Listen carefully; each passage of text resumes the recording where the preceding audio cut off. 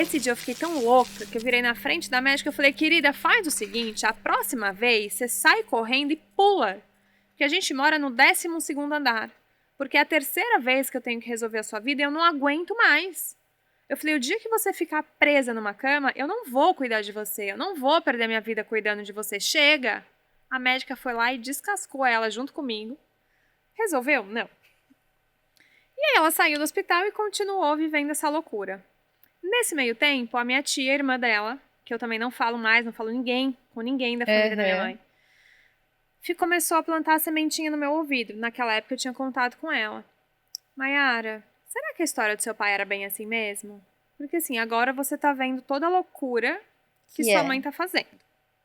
O seu pai sempre foi um cara muito legal, sempre foi muito querido, ele era divertido. Por que você não vai atrás dele? E ficou. Falei, quer saber? Vou. Entrei em contato com o meu tio, irmão do meu pai, que tem ele nas minhas redes hoje, o pessoal era super curioso.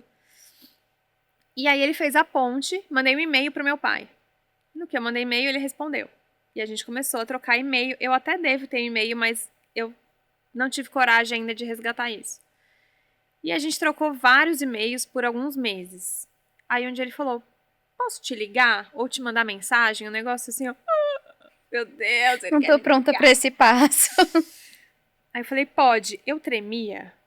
Eu não sei nem explicar a sensação que era. Era tipo a Sandy falando que ia me ligar, sabe? Aquela adrenalina, assim. Quantos anos você tinha aí, mais ou menos? Eu tinha 22 para 23. E aí, ele me mandou mensagem, trocamos várias mensagens, até o dia que ele falou, vamos sair pra tomar um café?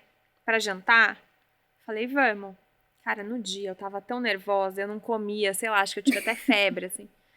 Aí ele me pegou à noite. Quando ele chegou, ele tava sozinho. Eu achava que ele vinha com meu irmão e com a minha madrasta, porque eu tenho um irmão que é 7 anos mais novo que eu. Na hora que ele chegou sozinho, eu falei, ferrou, o que eu vou falar com esse cara? Aí eu entrei no carro, os dois meio duros, assim, a gente foi no restaurante, aí chegou no restaurante, ele falou, o que você quer beber? Eu falei, uma coca. Ele falou, eu quero uma cerveja porque eu tô nervoso. Eu falei, ufa, não sou só eu.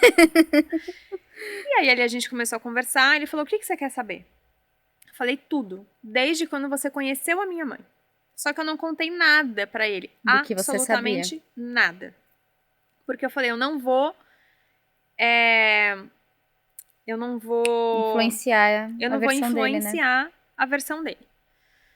Deixei ele contar, comecei a fazer perguntas que eu conseguia ligar as coisas que a minha mãe fazia e eu descobri que tudo que ela me contou era mentira. Quando eu contei pra ele, no final, falei, você quer saber o que minha mãe me falava? Ele falou, quero. Falei que você não me queria porque eu era menina. Ele fez uma cara que, assim, o mundo inteiro dele naquele momento tinha caído. Ele tava incrédulo. Ele tava tão em choque que ele não conseguia ter reação, ele não conseguia rir, ele não conseguia chorar. Ele ficou assim, ó. E eu, é isso.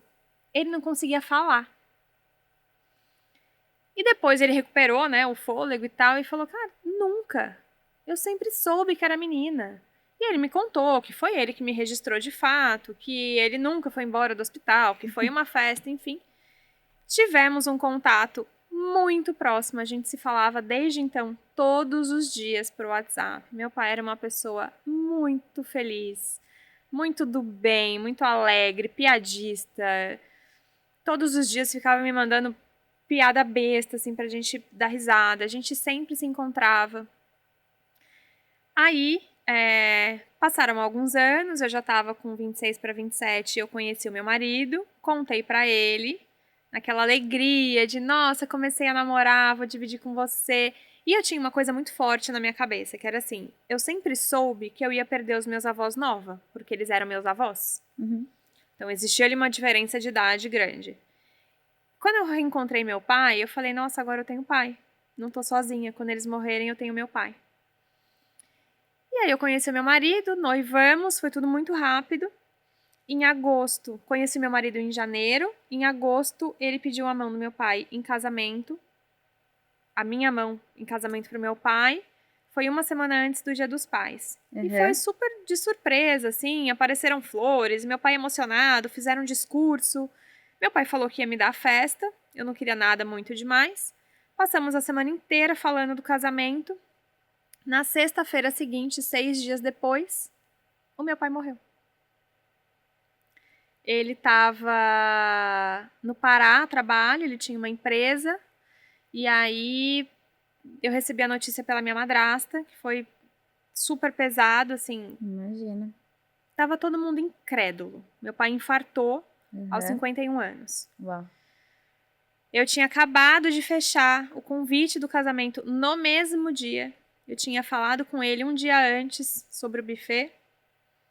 E não dava pra acreditar. E aí, assim, eu me revoltei com a vida, eu me revoltei com Deus. Falei, Deus não existe, ele me odeia. Se ele existe, ele me odeia. Porque a vida inteira eu fui boa filha, eu fui boa aluna, eu fui boa tudo. E eu não tenho mãe. E, assim, eu fiquei com uma revolta dentro de mim absurda.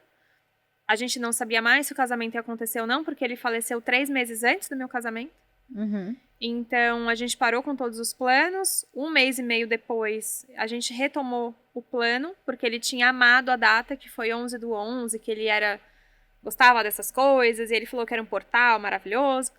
Falei, vamos manter, mas eu não quero fazer do jeito que a gente ia fazer, que senão eu não vou conseguir. Casamos, minha mãe foi, minha madrasta foi, meus avós foram. Nesse momento você ainda tinha contato com sua mãe. Ainda tinha contato com ela, bem complicado, mas tinha. Eu nunca consegui fechar a porta, porque eu me sentia muito culpado. Tá. E aí, eu casei, então, dia 11 de novembro de 2017. Dia 10 de abril de 2018, meu avô morreu. Meu avô que me criou.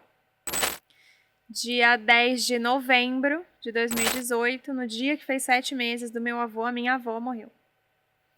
Então, assim, quando chegou na minha avó, eu não consegui nem ficar pro enterro mais. Eu já tava saturada de velório, de enterro, de cemitério.